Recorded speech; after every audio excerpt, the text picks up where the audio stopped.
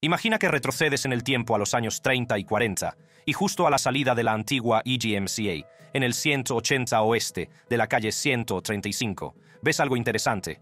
Ves a un italiano y a un negro sentados al aire libre y jugando juntos al ajedrez. Es realmente interesante. Después de todo, la segregación no se acabaría hasta 1964, décadas más tarde. Pero estos dos hombres, queridos amigos, estos dos hombres no son gente normal. Se trata de Charles Lucky, Luciano, el padre del crimen organizado moderno en Estados Unidos, y Ellsworth Raymond Bumpy Johnson, el primer jefe negro de la mafia. ¿Cómo llegaron estas imágenes únicas a situarse ante usted en la calle 135 de Harlem, Nueva York? Es una de las historias más inverosímiles. Así que hoy te contaré todo sobre la vida del gángster negro más genial, Bumpy Johnson, y cómo llegó a lo más alto del submundo del crimen. Ellsworth Raymond Bumpy Johnson. No son muchos los que se enfrentan a la mafia y salen indemnes, y mucho menos vencedores, pero Ellsworth Raymond Bumpy Johnson consiguió ambas cosas. Nacido el 31 de octubre de 1905 en Charleston, Carolina del Sur, Bumpy Johnson está considerado uno de los gángsters más duros del siglo XX. Johnson tenía muchos apodos, quizá más de los que podía contar. Algunos le describen como el gato de la edad de oro, con 9 vidas. Otros le llaman el padrino de Harlem. Incluso su nombre más conocido, Bumpy, se lo pusieron por el crecimiento anormal que tenía en la parte posterior de la cabeza. Pero, independientemente de cómo se le llamara, una cosa estaba clara. Bumpy Johnson no era un buen tipo. Y no importaba lo que hiciera, los problemas siempre parecían encontrarle. El primer encuentro de Johnson con los problemas se produjo a la edad de 10 años. Su hermano mayor, Willie, había sido acusado de matar a un hombre blanco, y a pesar de que él no había contribuido directamente al crimen, Bumpy Johnson y sus otros hermanos acabaron convirtiéndose en objetivos potenciales de ataques de represalia por parte de la familia de la víctima. Como consecuencia, sus padres, Margaret Moultrie y William Johnson, trasladaron a la familia a Harlem, en Manhattan, Nueva York. Situado a unos 250 kilómetros de Charleston, Harlem era un supuesto refugio para las familias negras a principios del siglo XX. Pero, por supuesto, el ambiente y el estilo de vida de este nuevo entorno eran muy diferentes a los que Johnson y sus hermanos estaban acostumbrados en Charleston. Fundamentalmente, la llegada de los Johnson coincidió con el renacimiento de Harlem, una época emblemática entre 1918 y 1937, en la que el movimiento intelectual y cultural de las artes, la literatura, el teatro y la política afroamericana fue vibrante en Harlem. Como era de esperar, este desarrollo provocó migraciones masivas de afroamericanos de todas partes de Estados Unidos a Harlem. Los exiliados negros, los negros y los expatriados del Caribe y África también se trasladaron en masa al barrio. Esto creó un entorno multiétnico con diversas influencias sociales. Para un niño que buscaba construir los cimientos de su carácter y personalidad, debió de ser difícil para Johnson ignorar las malas influencias a las que estaba expuesto. Desde sus tiempos en Charleston, Johnson era conocido por su temperamento irascible y su documentado resentimiento hacia los blancos. Al hablar con los periodistas, el jefe del crimen admite que tenía batallas diarias con niños blancos hostiles para poder ir a la escuela o salir a la calle. Comprensiblemente, sus padres temían por su seguridad. Temían que su incapacidad para ser servil hiciera que algún día le lincharan. Y esa fue una de las razones por las que optaron por mudarse a Harlem. Tenían la esperanza de que un nuevo entorno daría a Johnson la oportunidad de pasar página y convertirse en una persona mejor. Pero no fue así. Los primeros días de Johnson en Harlem fueron difíciles porque los matones se cebaban constantemente con él. Su cabeza abultada, su marcado acento sureño y su diminuta estatura le convertían en un blanco fácil para los chavales del barrio, que no dudaban en abalanzarse sobre él cuando se les presentaba la oportunidad. Pero pocos sabían que le estaban preparando para una vida en el submundo criminal. A los 15 años, Bumpy Johnson se había convertido en un famoso delincuente de poca monta, dedicado a la extorsión y al robo a mano armada. Unos meses más tarde, su comportamiento indisciplinado le llevó al correccional de Elmira, en Nueva York. Tomando prestadas las influencias de los diversos grupos étnicos que dominaban Harlem en el siglo XX, Johnson evolucionó hasta convertirse en un brutal jefe criminal de movimientos calculados. Desataba el terror cuando era necesario y adoptaba resoluciones diplomáticas cuando hacía falta. La carrera de Johnson en el mundo del crimen comenzó tras abandonar los estudios. Al principio, se dedicó a pequeños timos para llegar a fin de mes. Vendía periódicos, chapuzas y barría escaparates de pequeños negocios con sus amigos. Fue durante este periodo cuando conoció a William Bob Hewlett, un brutal ejecutor y líder de la tristemente célebre banda de Bob Hewlett. Bob Hewlett quedó especialmente fascinado por el valor de Johnson cuando el adolescente se negó a retirarse de su escaparate durante un feroz enfrentamiento. A partir de ese encuentro, Bob supo que el valor de Johnson sería muy útil en el mundo del crimen. Así que le presentó una oferta para trabajar como guardaespaldas de los banqueros de números de élite de Harlem. Johnson aceptó la oferta y rindió por encima de las expectativas. En poco tiempo, se hizo famoso como uno de los mejores guardias de seguridad del barrio, pero el atractivo de la delincuencia era demasiado fuerte para él. A sus 20 años, Bumpy Johnson pasó la mayor parte del tiempo en la cárcel. De hecho, muchos residentes creían que las calles de Harlem eran un poco más seguras cuando Johnson estaba en la cárcel, porque siempre que salía aterrorizaba a todos y cada uno de los que se atrevían a enfrentarse a él.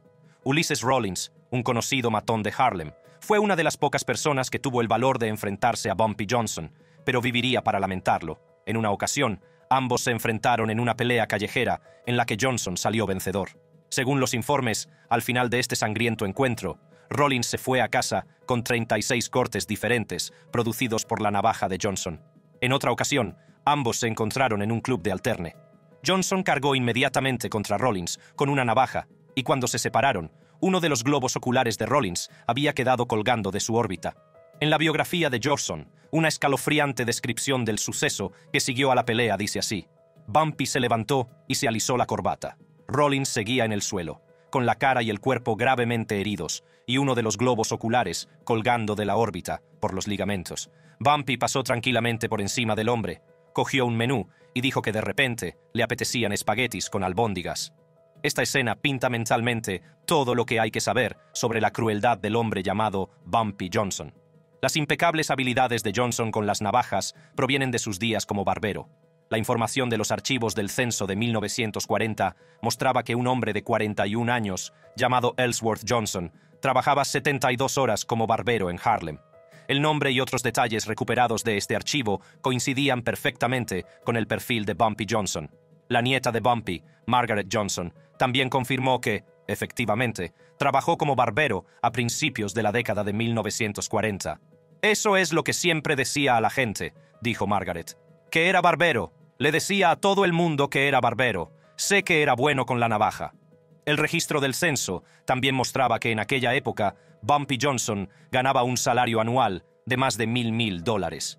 Pero por supuesto, con el beneficio de la retrospectiva, ahora detrás de nosotros, sabemos que él ganaba mucho más que eso, y su familia inmediata y extensa eran los mejores para él. En el caso de Margaret, Bumpy Johnson la mimó con todo tipo de lujos. Iba a un colegio privado y la llevaban en limusina.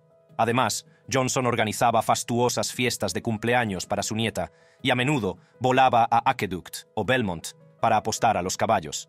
Y mientras otros niños tenían que realizar trabajos menores para ganarse unos pequeños ingresos, Margaret cobraba jugosos sueldos para calcular los beneficios que su abuelo obtenía de las apuestas ilegales.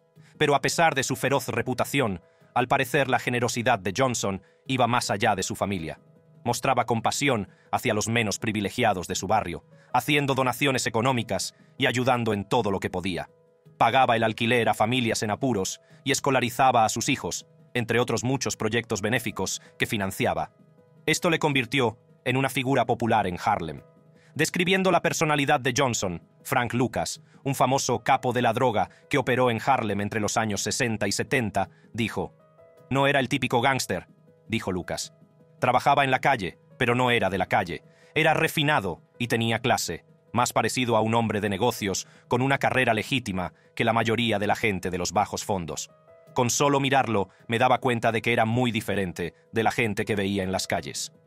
La popularidad de Johnson también se vio impulsada por su extravagante sentido de la moda y su lujoso estilo de vida, que le llevó a frecuentar a celebridades como Billie Holiday y Sugar Ray Robinson. Pero eso no le impidió dedicarse a la delincuencia. Bumpy y Stephanie St. Clair. Tras cumplir una condena de 30 meses de cárcel por un cargo de hurto mayor, Bumpy Johnson volvió a las calles sin fortuna, a la que recurrir ni ocupación viable.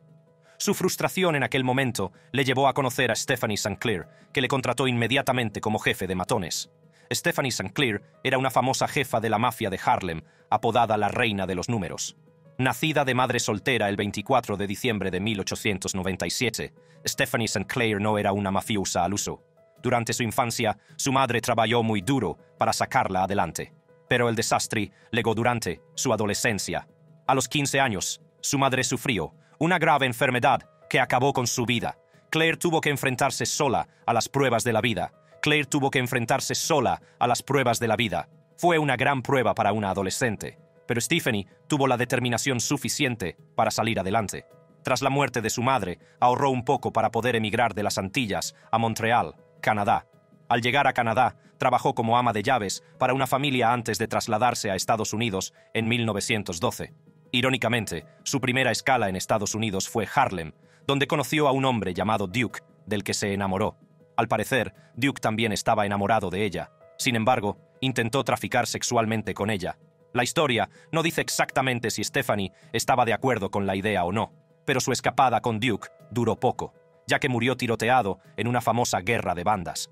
Para entonces, Stephanie St. Clair se había asentado bien en la cultura de Harlem. Su sólida formación académica también le daba ventaja, ya que podía expresarse con fluidez tanto en francés como en inglés.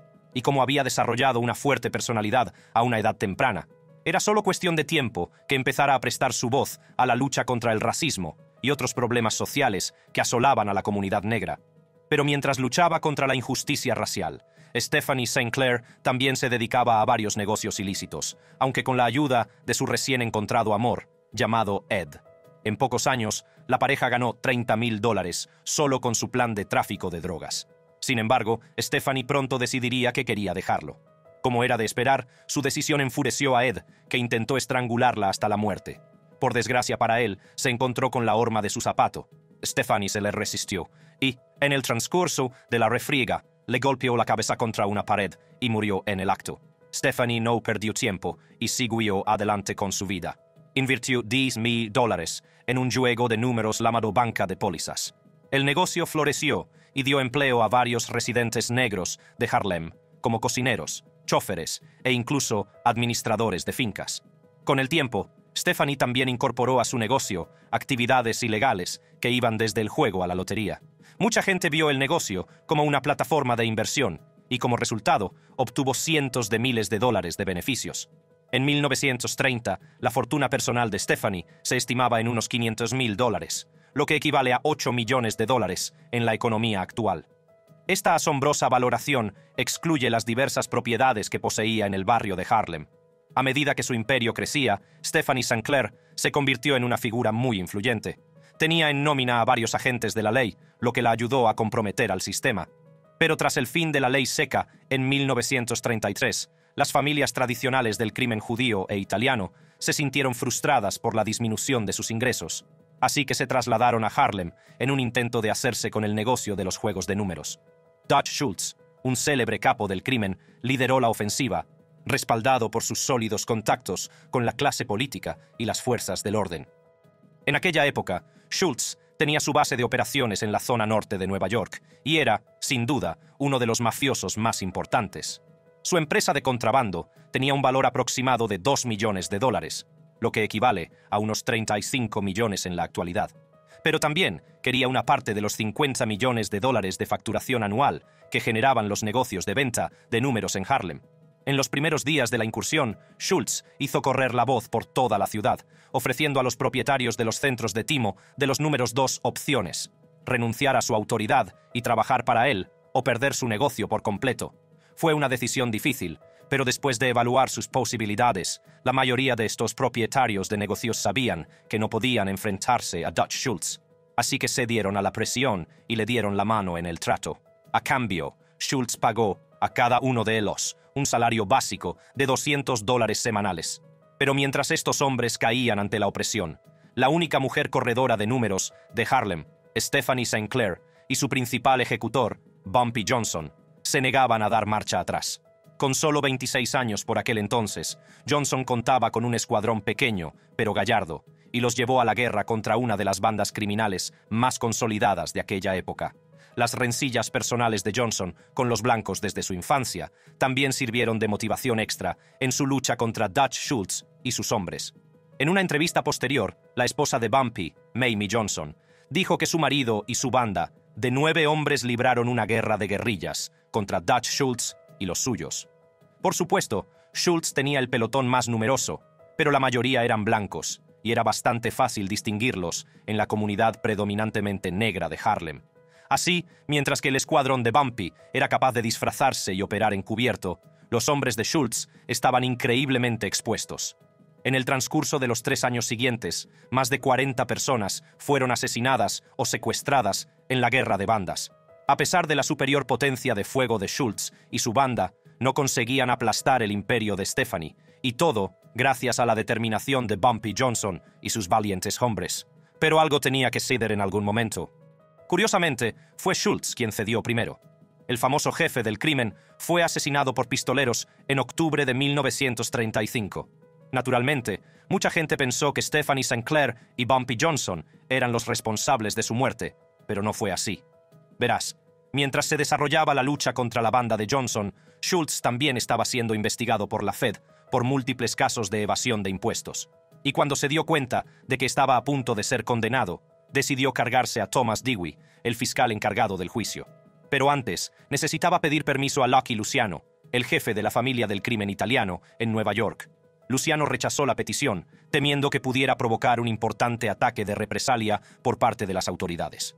Sin embargo, Schultz estaba desesperado por evitar ir a la cárcel, así que decidió seguir adelante con su plan.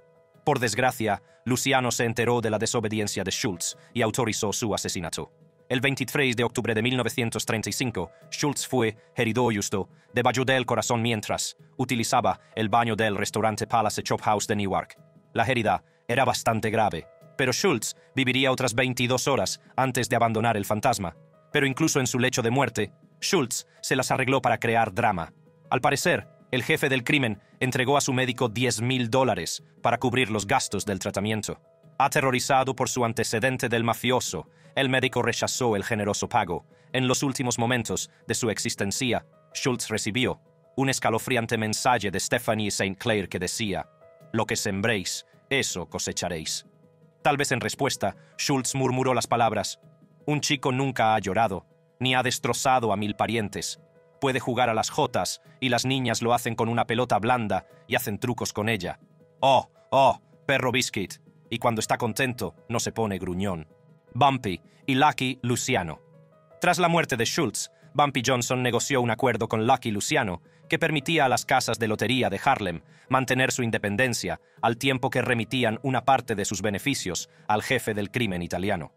No era la solución perfecta, sobre todo porque Johnson tenía fama de odiar a los blancos, pero teniendo en cuenta el tamaño del rival al que se enfrentaba en Charles Lucky Luciano, era un trato justo. Apodado el padrino del crimen organizado en Estados Unidos, Luciano nació el 24 de noviembre de 1897 en Sicilia, Italia. 10 años después de su nacimiento, la ambición del padre de Luciano, Antonio Lucania, obligó a la familia a trasladarse del Ercara Friedi, Sicilia, al Lower East Side de Manhattan, Nueva York.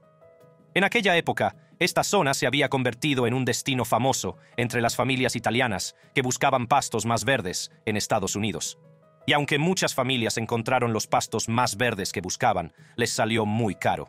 Por aquel entonces, la ciudad de Nueva York se consideraba un centro económico donde las familias italianas podían ganar algunos dólares extra legítimos. Sin embargo, también era la sede epidémica de la delincuencia en el país en aquella época.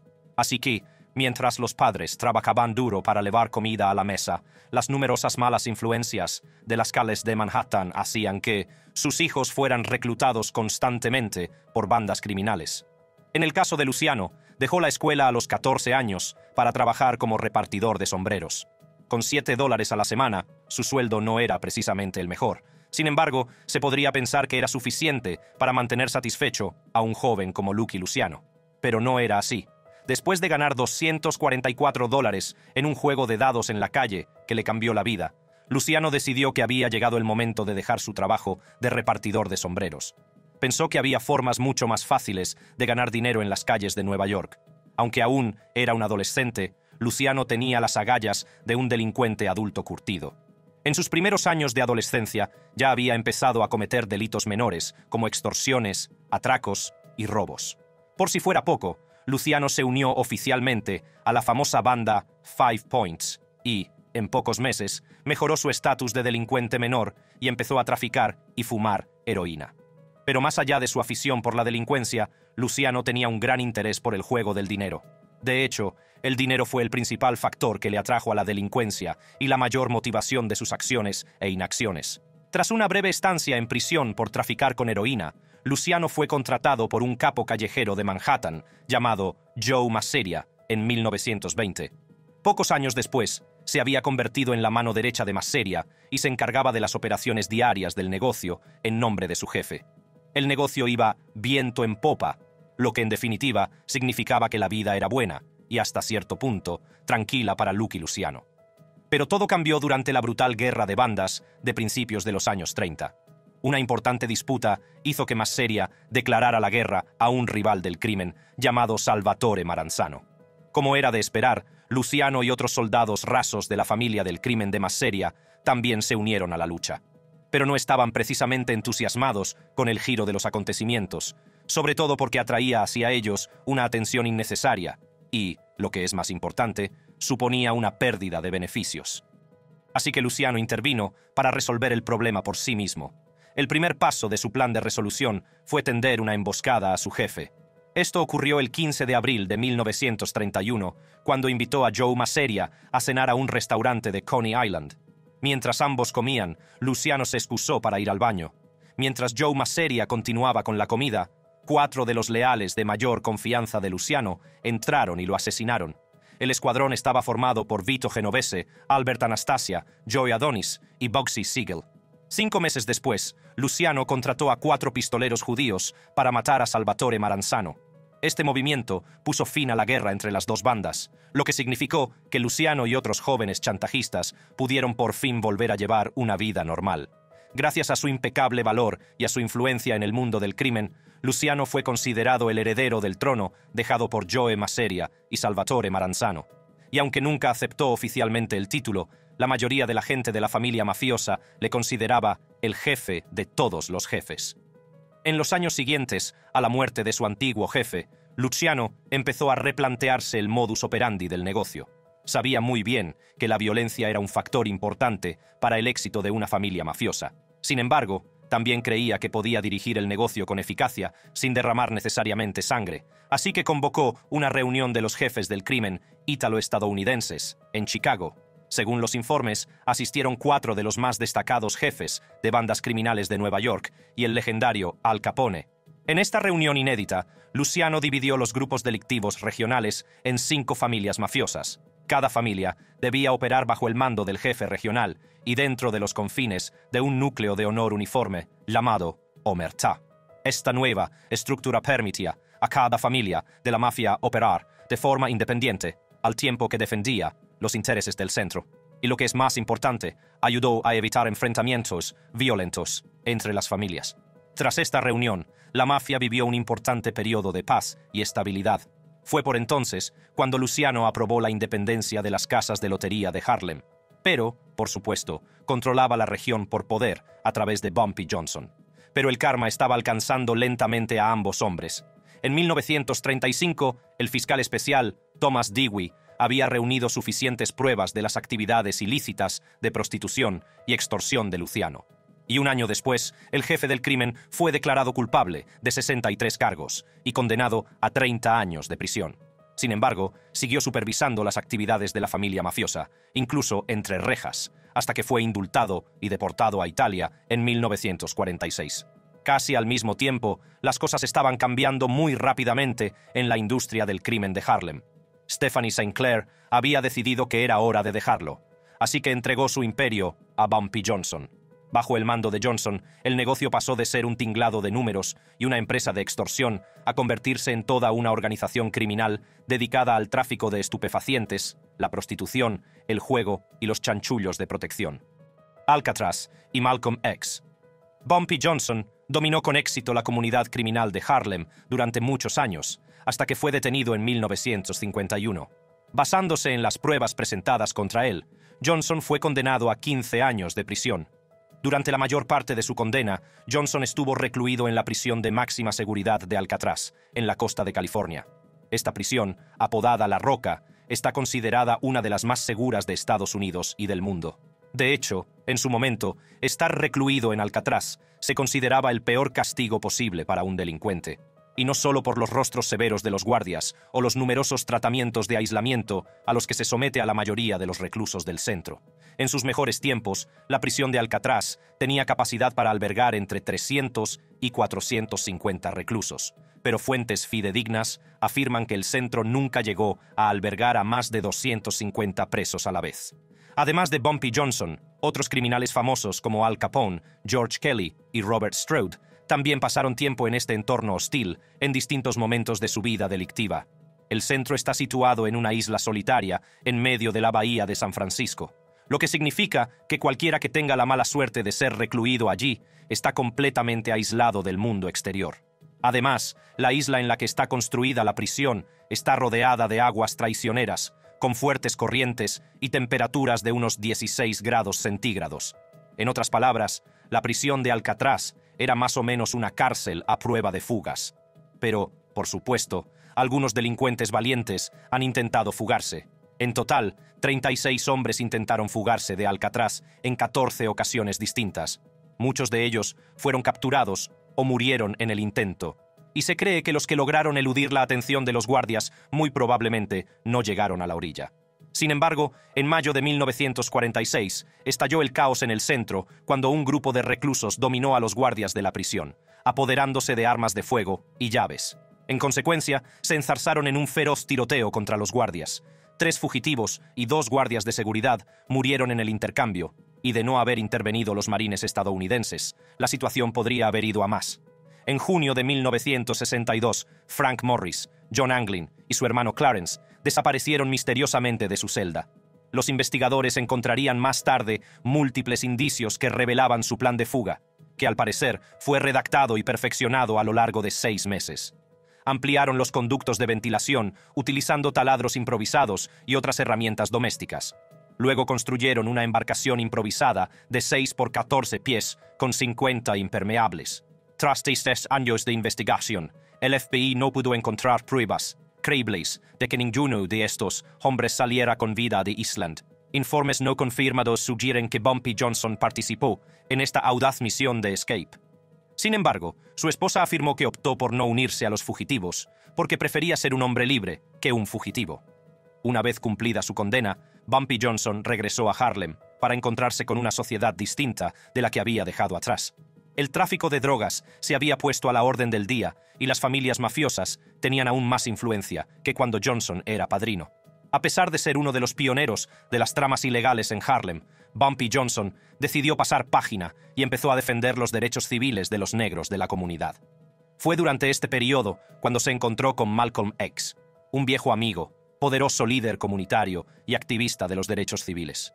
En los inicios de su carrera de activista, Malcolm X formaba parte de un movimiento musulmán negro con sede en Chicago, liderado por el honorable Elijah Muhammad.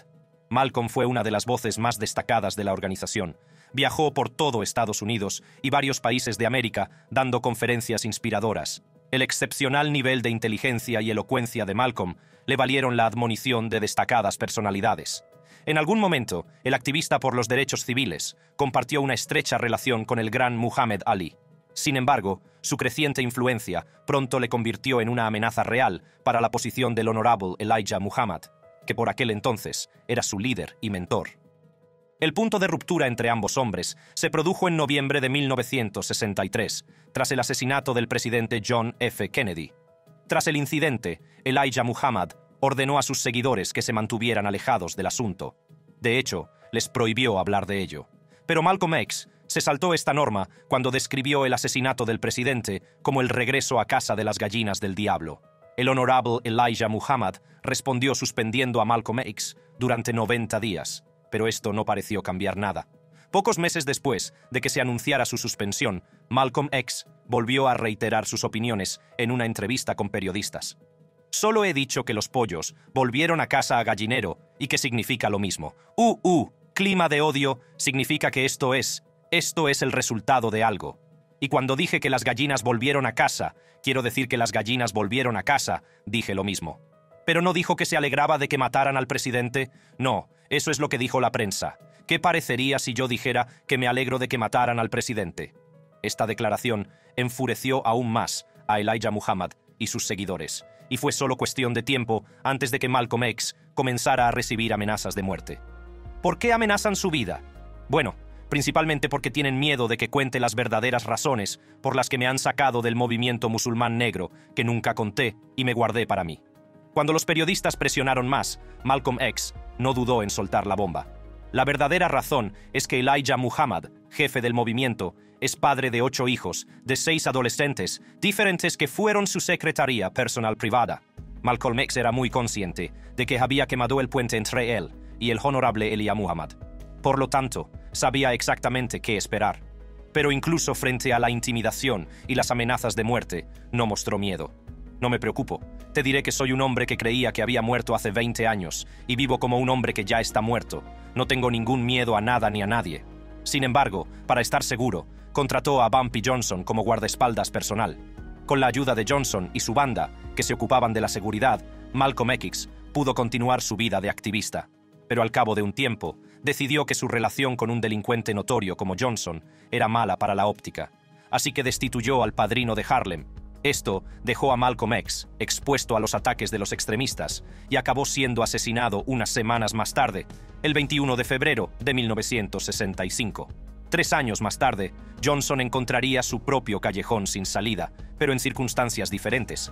El antiguo jefe del crimen estaba comiendo su comida favorita, muslos de pollo y sémola de maíz, en el restaurante Wells de Harlem, cuando de repente se agarró el pecho y cayó al suelo. Pocos minutos después, exhaló su último suspiro. Según la autopsia, Johnson murió de insuficiencia cardíaca congestiva. Fue toda una sorpresa porque, teniendo en cuenta el tipo de vida que llevaba, no mucha gente habría esperado que Bumpy Johnson muriera de muerte natural. Gracias por ver este vídeo hasta el final. Si te ha gustado, haz clic en cualquiera de las tarjetas de la pantalla para ver más vídeos emocionantes como este.